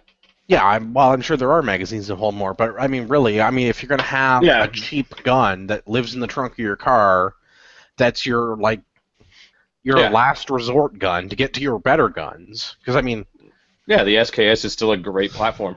Yeah, and any gun is better than no gun, right? That's. Yep. How do you guys feel about bullpups? Don't care for them. Yeah. Yes and no. I mean, to each their own. That's what I look at. I love the idea of them, but I have yet to shoot one that feels comfortable for me. The Tavor is a nightmare for me. Really? Because I actually the way the Tavor fits me is actually. Oh, I can't stand not as good as an AR-15, but I think if I put 100,000 rounds through one, it would probably be all right. Well, and that's probably if I maybe put that many rounds through it, but the ergonomics are all jacked up for me. When I was shooting one, I kept hitting the bolt release instead of the mag release, and just everything just felt weird to me. It just. Yeah, no, I get that. When I try and run my XCR on some high-speed drills, I find myself frequently, after I insert a fresh magazine, I will reach for the bolt release where it's located on the AR. Right. Yeah. Yeah. So it's all muscle memory. You can overcome that. Yeah, but I just found from what little I have shot one, it just didn't work for me. I mean, despite not having an AR, I do think that it's such a great platform that is so easy to use and everything just seems to make sense where it's put. I disagree. There are many ergonomic issues I have with the AR-15. The left side only magazine release, it's fixed with like the $300 Norgon Ambi thingy. That's dumb. The the kind of rearward charging handle that doesn't work very well with your left hand. Again, the XCR solves that problem in a much more elegant way. There's a lot of, I think there are a lot of ergonomic manual of arms issues with the AR. Yeah, but there are a lot of things that you can do to fix them. Yeah, well, absolutely. And the other thing is, once you put a couple of 10,000 rounds through something, does it really matter anymore? Yeah. And let's just say quickly, in a perfect world, if all things were equal and we had one form of gun classification in this country, gun and not gun, you would be looking at an AR where you would spend maybe $300 to $400 changing certain parts around to make it the way it ought to be, and it would still come in like $800 to $900 cheaper than an XCR. Oh, yeah. Absolutely. Because I mean, really, like what a good reliable AR-15, like a Stag or a Daniel Defense, any sort of mid-grade AR, $1,500. Yeah. And you could even go kind of, not going to say cheap, but you can go get their bare bones, like all nothing, like no frill models for like $1,200. Oh yeah. What is a Norinco selling for these days? Don't buy a Norinco, but like $700. $700, yeah. Don't buy a Norinco though. I mean, like, yeah, please don't. If you've got time to dink with it, like go for it, and you know what you're doing, that's fine. But I mean, you would not believe the number of people's Norinco guns that have come to me and been like, I've totally turned this all the way to the left and it's still shooting off the paper. And it's because the front sight block is all jacked up to the one side. And it doesn't matter. There's just not enough adjustment on it. You're never going to get it so we have to take this front sight block off and mess around with. Yeah, don't buy a Norinco unless you're ready to dink with it. You're better to spend twice as much money to get a gun. Fuck with your AR anyway. Say that again? But if you're gonna fuck with your AR anyway, if you're gonna replace half the shits to customize it yourself, it's not a bad one to start off with. Okay, well, okay. Yeah, but if you're gonna do that, you should just buy the components and build your own to get. Exactly. Going, if you're gonna mess with it, because that's the argument that I've had with people that have come up to me and were like, "I'm gonna buy my first AR. What should I buy?" It doesn't matter. You're gonna find stuff you don't like. Yeah. So once you've bought your first AR and you know what that stuff is, just go out and buy one. Buy the components and build it, or get somebody to help you build it. I mean, that's part of the reason why I don't have one right now is because I'm slowly buying components that I want to build mine, and some of those are kind of pricey. I also get stuck in the habit of buying other guns that then delay the process. Yeah, and I mean, like, there's a difference between like buying like ATRS grade, like match grade barrels, and like buying a Green Mountain that was on sale. Yeah. And it depends on what you want to do with it. And I mean, I like the whole buy once, cry once thing. Yeah. Yep. I mean, and for no real reason other than that I like them and I want it, but I'm basically in the process of slowly building my own Noveski AR. But they're kind of pricey, so it's taking me some time to do that. But I want to be able to build it so that I can say that I've built it as well. Oh, absolutely. I mean, there's pride of ownership, and you get a better understanding of how the firearm operates when you build it yourself. Yeah. I mean, like, I had a pretty good idea about how AR worked until I built my first one. Now I have a really good idea about how ARs work. But let's address some YouTube comments, because we've got a bunch of people with feedback. Probably telling us to shut up. Yeah, basically everyone has had enough down on guns. Why do you guys talk about guns so much? So Brian Allen's on. He's a fan of the Winchester 1894. I'm being made fun of for having a barbecue gun. Also, those. Dude, I would totally have a barbecue gun if I could. Oh yeah, like a full, like a chromed out. Yeah, hard chromed, pearl grips, leather doodad. No, ivory grips, like hand carved classy. Ivory grips. What would be I'm offensive. Oh God, I don't even know. Something amazing. I think I would want mine to be like a really busty woman. Yeah, I could see that. Or like, I don't know, like I mean, if it was in the States, I would totally have like a screaming eagle or something like that. But because I'm Canadian, it would probably be Be like, like a screaming beaver. yeah, like a moose or a beaver or something like super Canadian. I love that. Tim thinks we should make one of those shirts. We could consider that. Sure, absolutely. Um, we agree with, or at least I agree with Byron Allen that ATRS makes really nice rigs, and they are really nice. But I mean, you're paying custom shop prices because it's custom work, so that's the only thing I can't get behind. We do have some feedback regarding the Norinco AR-15 though. So Montreal Shooter says that his Norinco was less than $600. All he did was polish the trigger, add a red dot, and he's shooting midfield and CQB. And that's great. You got one that wasn't built on a Monday or a Friday or whatever the equivalent was in the Norinco factory. You got one of the good ones. Chinese New Year? Is that? Yeah, they're out there. No, don't get one Chinese New Year. Yeah. I've been there through that. That is not the time you want those guys building your shit. Yeah. And again, my point is there are good Norinkos out there, but there are also bad Norinkos out there, and there's a big window between the good and the bad ones. Like it's a very broad range, and there's no telling if you get the good one or the bad one until you go out to shoot it. Because I've had a bunch that we just throw a red dot on it and it's fine, and we've had a bunch that like, okay, I guess we're replacing sight towers because there's no more adjustment. What else have we got on YouTube? Tyler's commenting on a bunch of stuff. My comments are valid. You should read them aloud. Very well. In my opinion, Norinco guns are the best thing to ever happen to the Canadian gun market. The cost of entering shooting are too high. The new people can start with inexpensive guns as a big asset. Everyone I know who bought a cheap Norinco clone of a pistol graduated to the real deal later. Freedom, etc. Sucks. I would almost like temper that with the real benefit of the Norinco pistols is that they aren't available for import into the United States. Oh, yeah. I mean, the fact that we can have access to that market when the Americans can't. Could you imagine if we had to compete with Americans to get shipments of Norinco firearms? We wouldn't get any. So, Yeah, it's not and also that. The price difference would be huge. well, I think also It would no longer having be that. having access to Chinese Norinco guns helps maybe bring the market value of other guns down, Exactly. which is great for us. Like, Yeah, it really takes the basement out in the market for pricing. You remember once we had the Norinco like CQAs and whatnot, the Dominion Arms and all them come on the market, all of a sudden Smith & Wesson came up with like an $800 AR. Eastern Arms came on the market with a $900 AR that sometimes worked, and we now have like almost every major manufacturer has one at around the $1,000 price point. Well, I mean, they should, There's really. other factors to it, but like look what's happened to 223 prices now that there's not Norinco 223 available.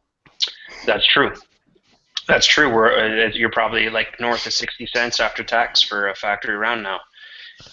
We should have a whole reloading show because I can't imagine paying 60 cents a round for 223. Oh, it's brutal. It's brutal. Yeah, I just picked up a box of 120 American Eagle 5.56 for $93 or something. Oh my God. No. Hard no. Dude, man. Yeah. Oh. I need something to get going. I went top of the line for my reloading setup, and without getting into too much detail, I calculated I would have to load 5,500 rounds before breaking even. So that's roughly 1 year of shooting. Yeah, 14 months is how long it took for me to break even. Yeah. Yeah. No, I'm going to get into that because I've got to start reloading my 338 and some other stuff. I needed some ammo to get going on my new gun. Are you not loading your 338 now? No, because there was a fairly reliable, cheap source of ammo that is now dried up. I hope you've been saving your brass, man. Yeah, I've definitely been saving my brass. I'm not stupid. Not entirely stupid, anyways. We'll have to do a whole reloading show. Okay, so do you guys have other thoughts about this? Is there any other firearms that we need to talk about as alternatives? Well, a little while ago, Gavin mentioned keeping guns in his trunk. And I had kind of mentioned that condensation in our weather need to be something that you consider when we're talking a gun. Like the key difference between the AR and the AR alternative is the AR alternative you can take wherever you want, right? So this is the scenario we're talking about, where it's in your vehicle, where it's being humped back and forth. Like, just we're not at a range here, and we're not necessarily shooting it. So it's going to be neglected to a certain extent. I took an SKS with me. I went just to Algonquin Park, and it was like it was for New Year's. It was minus 30, minus 32. The next morning, when I go to play with it, the oil in the gun had frozen, locked the whole action up. I had to open the bolt up with my boot. I had to put the heel of my boot to it to get it open. So these are considerations. If you have a substantially tighter gun, I don't know if you'd be able to open that thing up without introducing heat.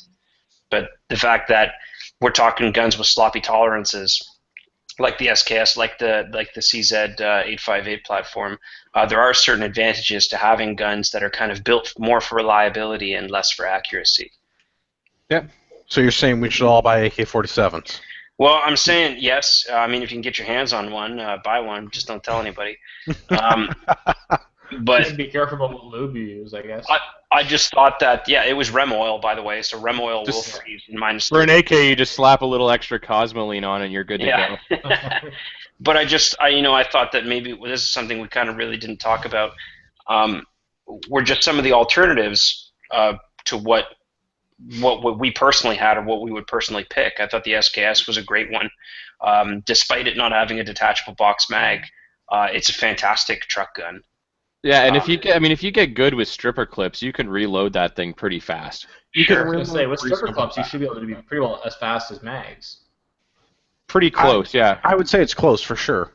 Mm-hmm. But I mean, the thing that I like with the SKS is it's cheap. If I break it or it rusts, I'll throw it out and I'll buy another one. Yeah, why bother cleaning it? Just shoot the hell out of it, and then when it's no good for $100, you buy a brand new one. Till it goes click, and then I'll just replace it. That or you just buy like 5 of them at once, and then you've got parts. Right? Like, it's cheap enough that you could do that. You cannot go wrong with an SKS. Everybody should own like 2. Yeah. Exactly. So much for putting it in the safe. But then there were the other guns too that we didn't really get into too much detail. The SU-16. I personally don't have any experience with it, so I have no comments. My issue with the SU-16 is all of the plastic and the weird foldiness thing. And I understand that they're trying to like fold it in half and make it compact, but like I don't feel safe shooting one because I'm always worried like I'm like one half of a screw turn away from the entire thing just falling apart when I shoot it. Agreed. Yeah, the back end of it just looks ugly to me. Like, oh yeah, it's stupid ugly, but I mean, from a reliability safety factor is the thing that like scares me with them. That, I mean, Kel-Tec isn't exactly known as a quality gun manufacturer. Yeah, it's no High Point. Yeah, well, it's not much better in my opinion, but I mean, they make some interesting guns, like the RFB. Yeah, I mean, their shotgun's kind of interesting. The sub 2000's kind of interesting, but like, I think they're kind of like that gimmick kind of gun company more than anything else. Yeah, but gimmicks still. They do sell. They do, and I mean, they're not like completely unreliable, but I personally would rather spend a little bit more money and get something a little bit more reliable. Like a SAP 6. Exactly. That is the most reliable shotgun. Nice. Of all the box-fed Turkish shotguns, that is by far the best. It's true. It totally is. That's not saying a whole lot, but... It's, alright, off topic here, but I mean, of all people, too, to run an 870, like the most reliable platform in existence. Yeah, and I have my lip. You still had it jam up on you. And it gets 2.5 pages out of it. Yeah. All right, that could only happen to Gavin. Let's jump back over to YouTube feedback because we've got a question. I kept it going. I swear to God, I will edit you all out. Jumping back over to... I swear to God. Jumping back over to the YouTube feedback, we got a question about what about carbines? For example, the Beretta CX4 Storm in 9mm. Yeah, and I actually just grabbed my JR carbine in 9mm because that I think is another similar, not quite meeting the criteria because it's not an intermediate cartridge. I agree. That's my thing. Like, yeah, a gun is better than no gun. A rifle is better than a handgun. But if I'm gonna have a non-restricted rifle, I would rather have a non-restricted rifle, and not a non-restricted rifle-length pistol. Yeah. So to clarify, by carbine, the commenter is implying a rifle chambered for a pistol cartridge. Yes. So you've got your JR carbine, you've got your Thurion Defense, essentially the same system. Yeah. Really. There are a couple nice guns there, and I'm going to echo Andrew's sentiments in that it's certainly better than nothing. And if your mentality is it's the gun you use to fight your way back to your primary, then definitely better than nothing. Yeah, I mean, I would prefer not to shoot something with a pistol if I could shoot it with a rifle. Yeah. Out of curiosity, with the longer barrels, can you kind of modify your load data with the? You can definitely up your You can totally, just by the virtue of it being a longer barrel, you're already going to get better powder kind of thing. Yeah, you're already going to get better velocity out of the same load. So as long as the chamber can take the extra pressure, you could load a little hotter and get a better load.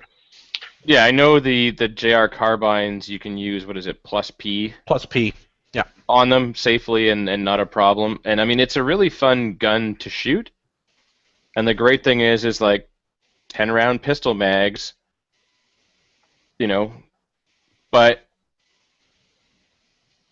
this needs to be cleaned. Like, it's a fairly high maintenance gun. Once you put a couple hundred rounds through it, it needs to be cleaned or you start stovepiping almost every other round. Which, in of itself, is probably not a terrible thing, but it makes me, concerned about the reliability, being that it's going to be bounced around in the truck. Well, yeah, I'm sure if I left it in the car, it would be fine. But, again, if you're talking about long-term reliability and potentially, I need this gun to survive, it would not be the one that I would want to pick over something else. Yeah. I agree, but better than nothing. Agreed. And I mean, the nice thing about it is that it's completely, ambidextrous.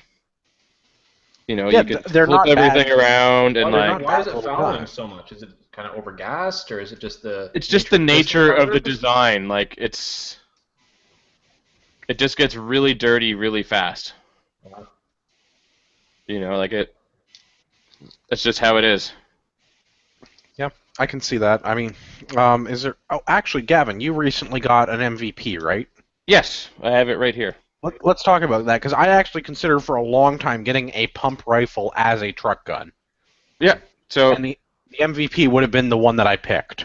Yeah. So I have the Bolt MVP in 5.56 in the light chassis or whatever. So it uses AR mags.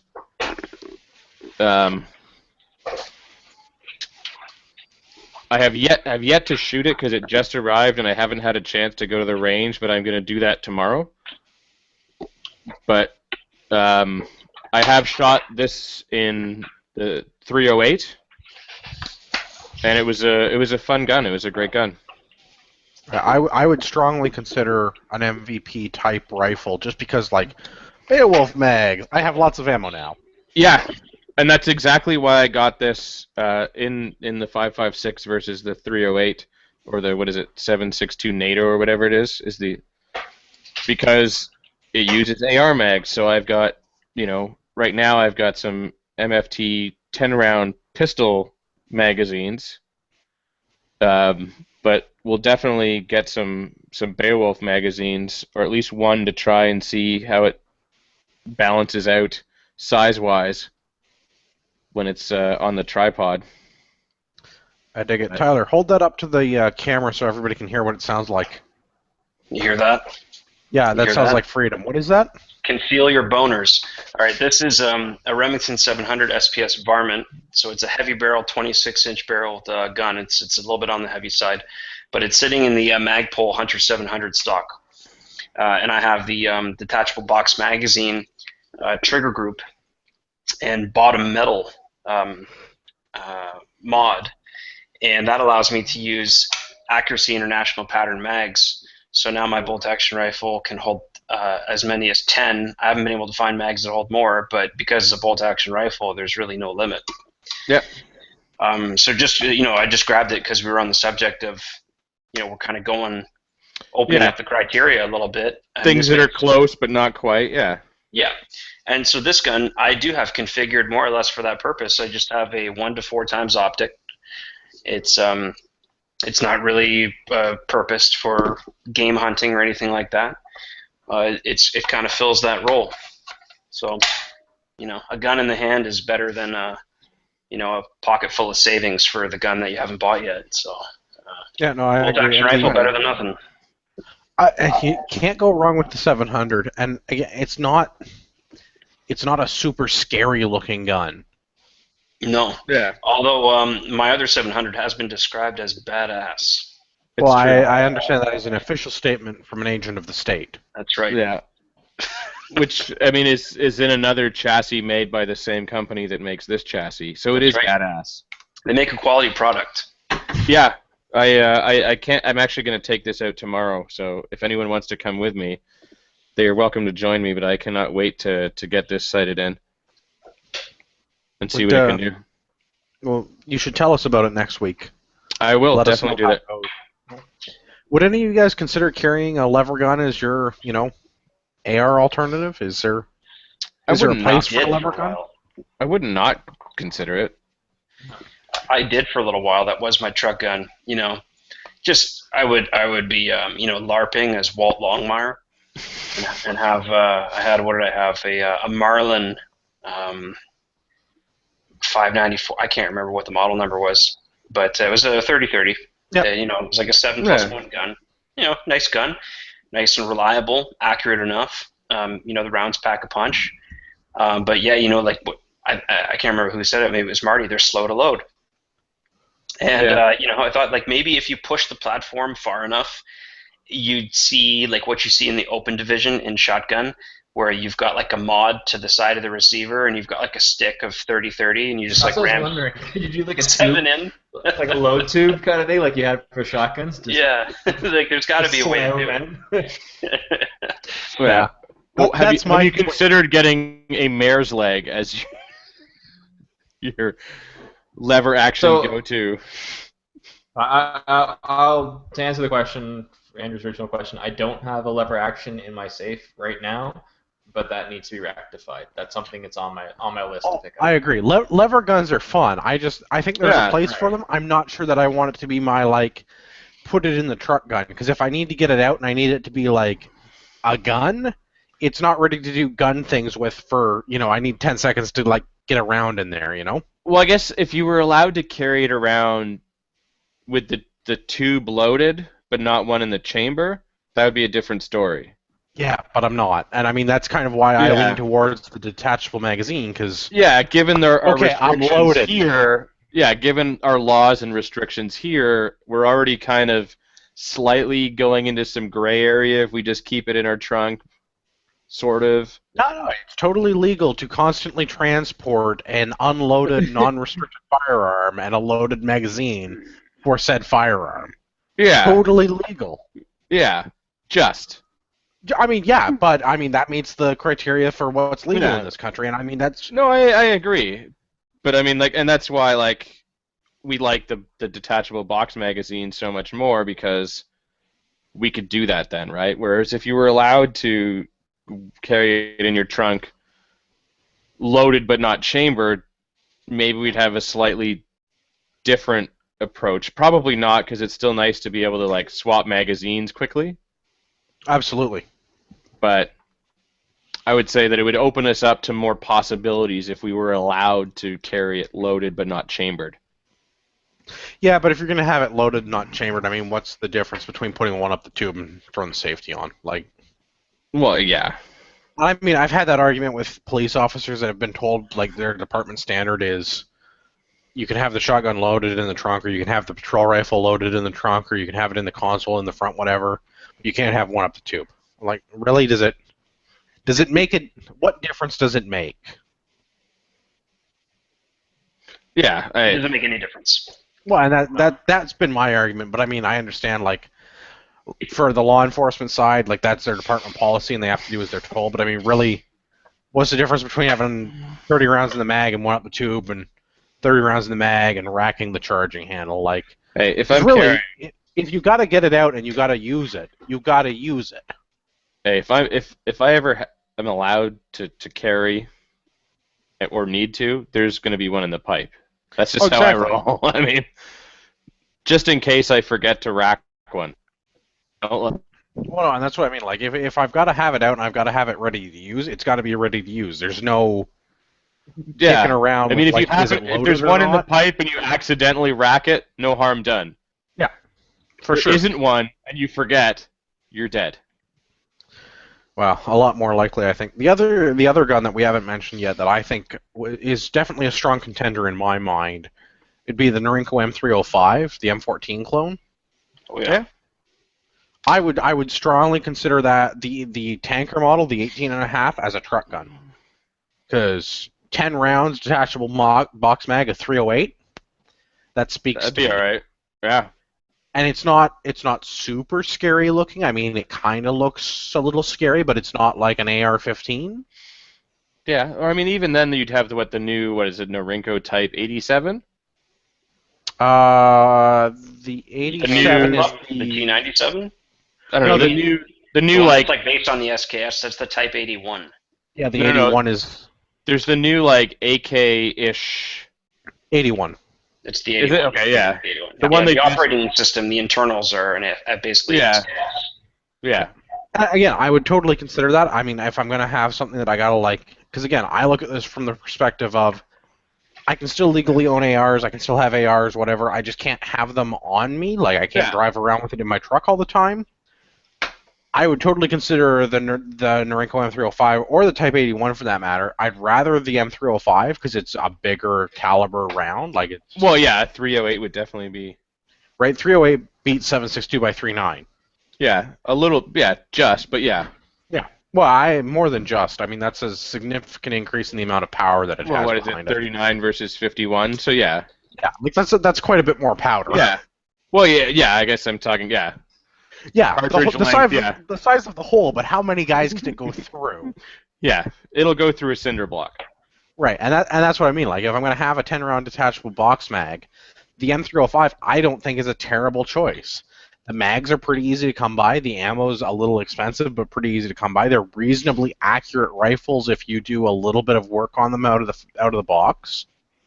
Yeah, I mean, I don't think it's a bad choice. That for me, if we were going outside of the intermediate caliber and we went to something a little bit bigger, M305. Yeah, well, and for that, I mean, if we're going to go outside a little bit, I mean, even like a Mosin, I mean, even as a bolt action, I think would be a fun, good alternative if you don't have anything else. My only reason that I wouldn't have a Mosin, aside from the fact that it's a Mosin, is how long it is. That's a big rifle. The M44 is the carbine, and it is pretty short. Yeah, how long is an M44? Because if we're talking like 40 inches, I'm in. I think it's less than. I mean, I could pull it up, but I don't know. I'll bring mine. It still has a terrible 90-degree bolt throw. Yeah, the bolt throw of the Mosin is not my favorite thing ever. It's not great. It is so the overall length of the M44 is exactly 40 inches, so that falls within like what I'm comfortable carrying around in the back of my truck. I mean, I have one and it's been beat to shit, but it's still reliable and it still shoots fairly accurately, even though I don't look after it at all. And it's got a bayonet, so. If I was going to go to that cartridge, I would just take the extra 8 inches and go with the SVT-40.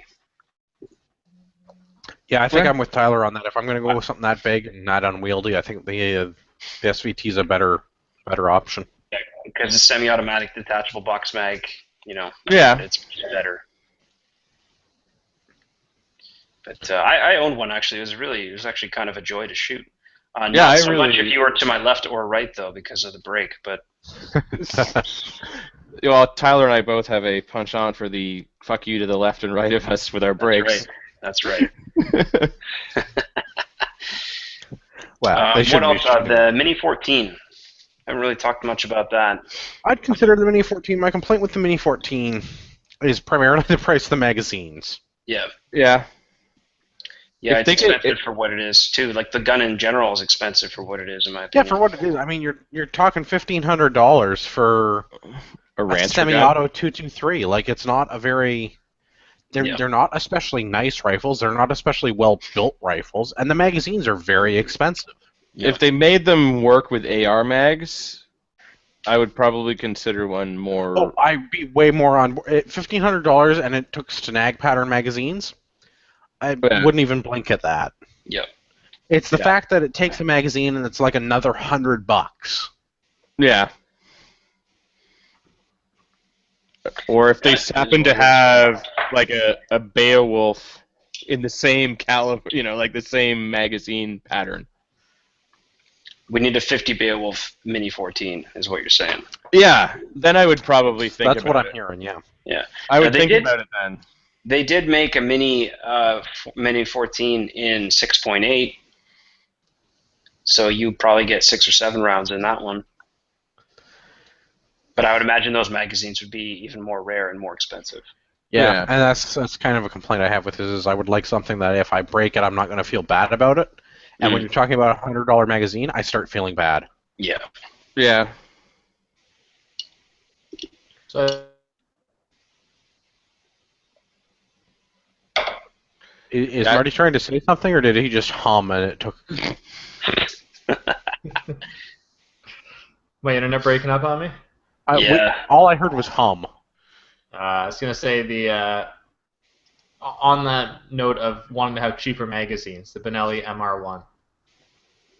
Yeah, I'd consider the Benelli. I mean, it's a $2,000 rifle. That's not unreasonable. They're not badly built rifles. I like my Benelli shotgun quite a bit. And it takes standard mags. Yeah, the whole Stenag magazine compatibility thing is something I don't understand why more firearms don't take it. Like, just work on PMags. Everything should just work on PMags. Yeah. Well, yeah, especially if you're going to have something in 5.56 223, why would you not, like... Yeah, just make it work with a regular magazine. Like I get the whole proprietary thing, so you're going to make some money on magazines. Like, I get but that, it's not like but at we're the talking same about time, HK. like, how many more rifles do you think you would sell if you took standard pattern magazines versus some proprietary nonsense that you charge like $300 for? Like... Yeah, you can only get away with that if you're selling the mags for the same price. Yeah. Like, make the rifle cost $100 more, but then use standard pattern magazines, and you know what? You'll probably increase your business.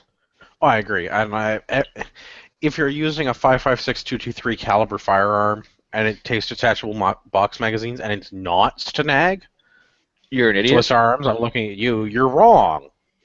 Yeah. Like, there's no reason to not use because the Swiss Arm, like, there's the interchangeable lower for the Swiss Arms that takes Stenag pattern mags. That's just the way it should have shipped from the factory, in my mind. Yeah.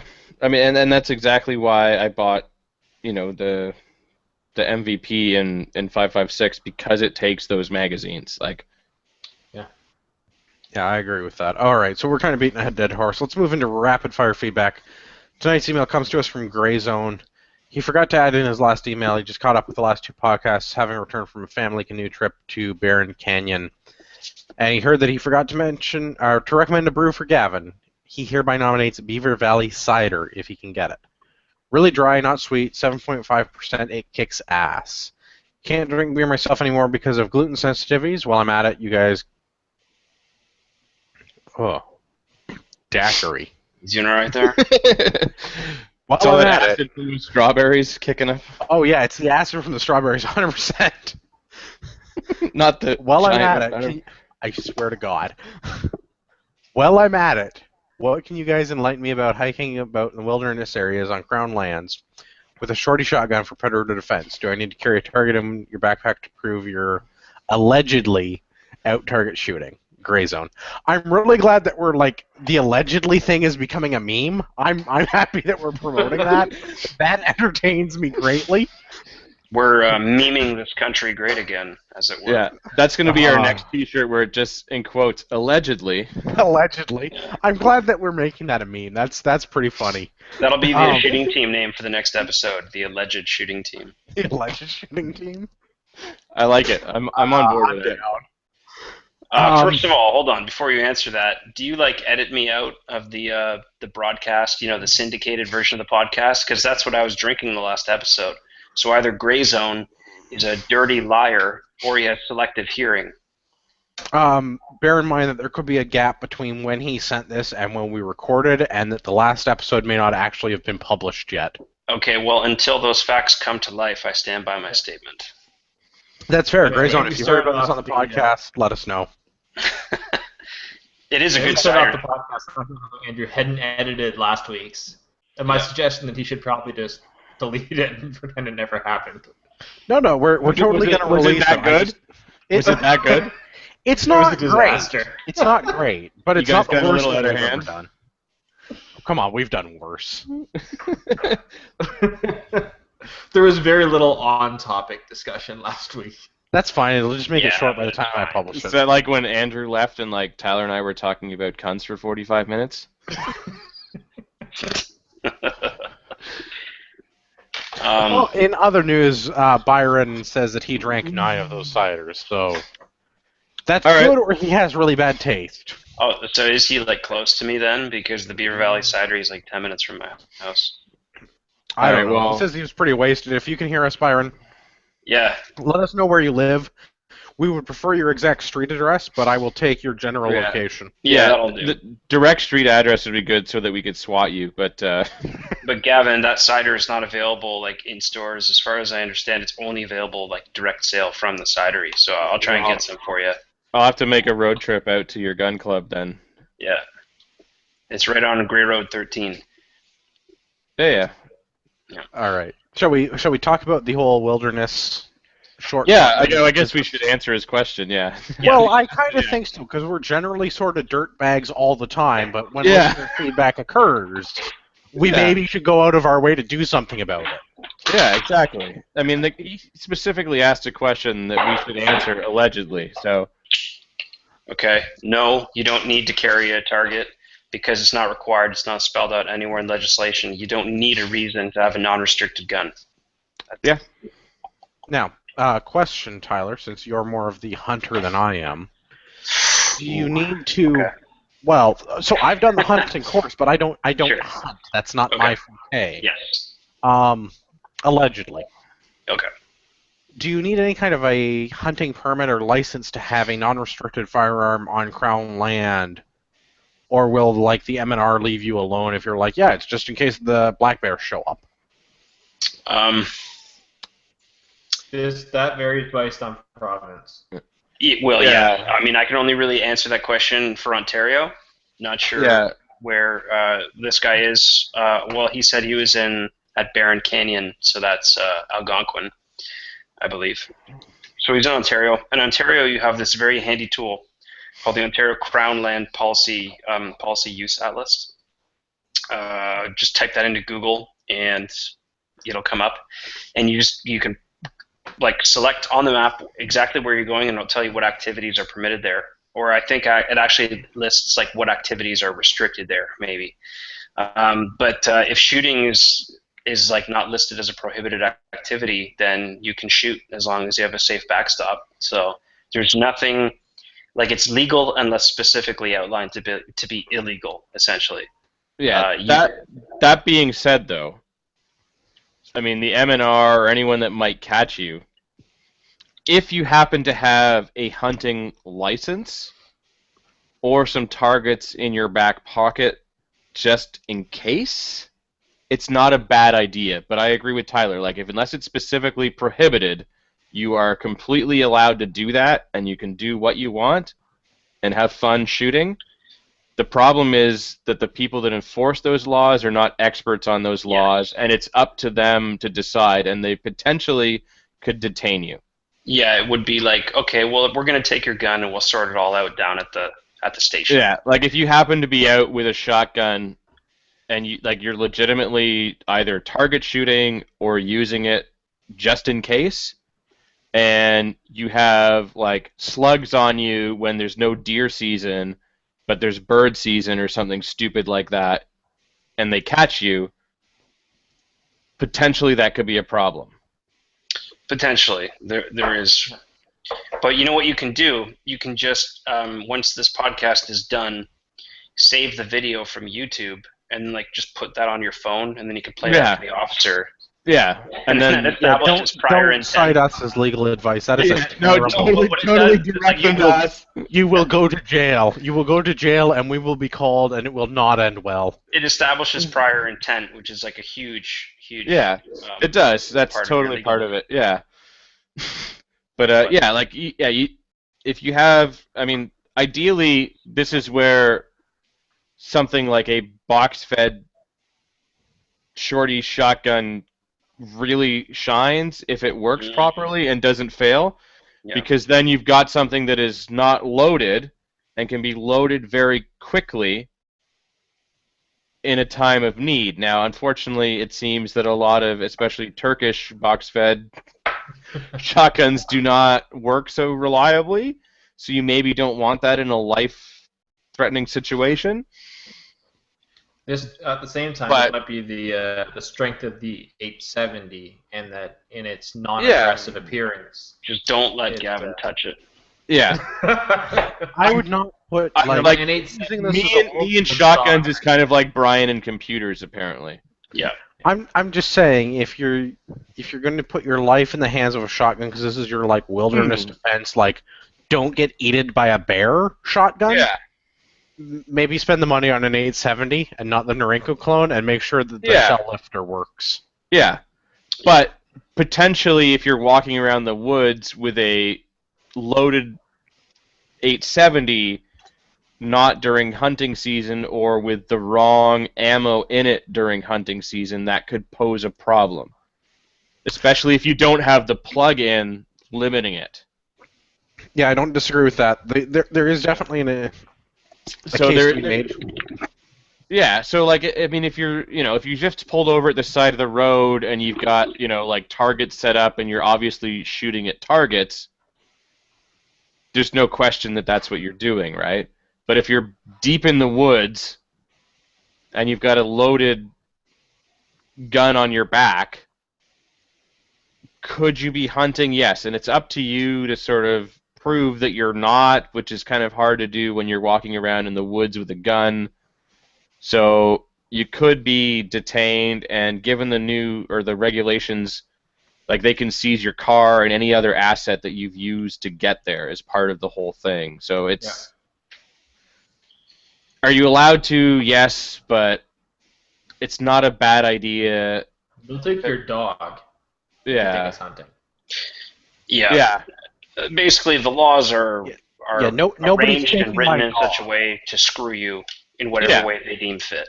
Pretty much, and that's the biggest problem. So use some common sense and maybe, I don't know, have a target on you just to be safe. But legally, do you need to do that in an area where you are allowed to shoot wherever? No. Mm-hmm. And unless you're actively engaged in like your target shooting, then the storage laws apply. If you get caught with a loaded gun while you're out walking the trail, that will be treated as if you're poaching. Exactly. So that's clear as mud, right? I hope that answers your question. Sorry, we're not lawyers and we don't play one on YouTube. But you would get a less clear answer from the law. Yeah. So what you could do then is if you get like a shotgun and then you get some of those like competition loaders, so your shotgun's not loaded, but you could load it very quickly. Yeah, I wouldn't listen to Gavin when it comes to shotgun. My advice is call the M&R and ask them.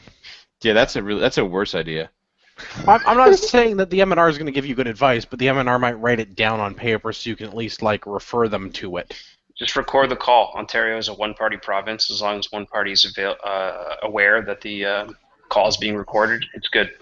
I guess if you're going to use it as legal advice. It's a one-party province in court. It doesn't matter to the M&R officer that has you by the short and curlies. I'm just saying, man. When it comes to guns, we are all opening ourselves up risk of being detained and actually, charged. you know what? This is probably a good plug. If you become a member of the Canadian Coalition for Firearms Rights and pay the legal advice fee membership thingy, it's like another $10 or something. Call a lawyer and ask them. Yes, that is probably actually the best advice. That is actually good advice. That we also have it on good authority that if you do all of that and get the legal advice and defense thing, that they will defend you if you have a 1022 magazine that happens to be over capacity. Allegedly over capacity. Yeah. So just quick before we move on, some of the YouTube commenters have mentioned carrying the laws with you, which is an excellent practice. I have done that with the transport regulations since day one. And when I had the LAR 15 mags, same thing with the RCMP bulletin. That's good practice. It's unfortunate that it's almost to the point where you have to do it, but it's good practice and it will save you a massive headache in all likelihood. So not a bad advice. Yeah, unfortunately, thanks to Montreal Shooter and Walperstyle, both for giving that advice. Yep. And also for the CCFR legal support, which I believe are they not referring to the same legal support as CSSA? I am not sure. I have not called them to check and see how that actually works. I have to double check, but I think they both go to the firearmslegaldefense.ca or something like that, whatever their website is. I don't know, for $10 or whatever, it's totally worth it.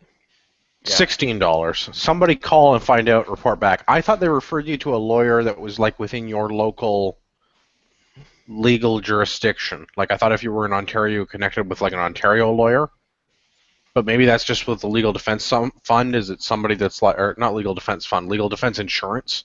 Maybe it's just somebody that's like licensed to practice within your province. Yeah, I'm looking up quickly right now. Yeah, whatever. We'll have follow up with the CCFR at some point. I will ask somebody that's in the know, provided nobody on the panel has to get involved with the CCFR legal defense between now and then. In which case, you can tell us your personal experience as soon as you're out of the litigation phase.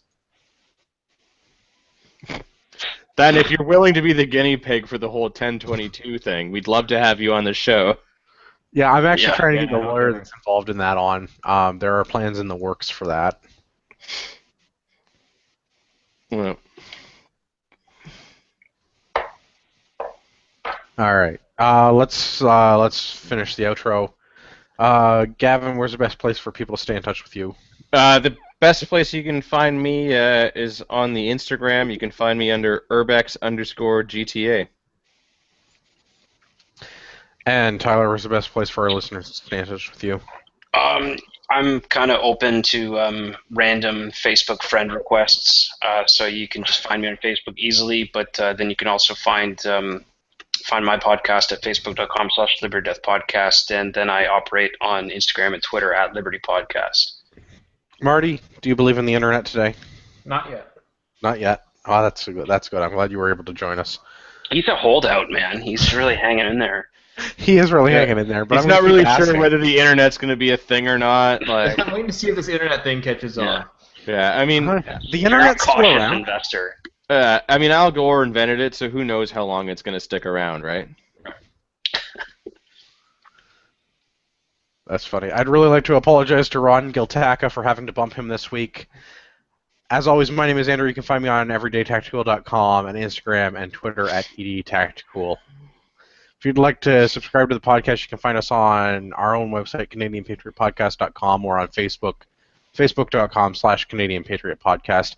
If you want to leave me hate mail, remember, I love your hate mail. It drives me to produce a better quality show. You can submit your hate mail to feedback@CanadianPatriotPodcast.com. And we'd like to remind all of our listeners, like we do every week, that you are the true North, strong and free.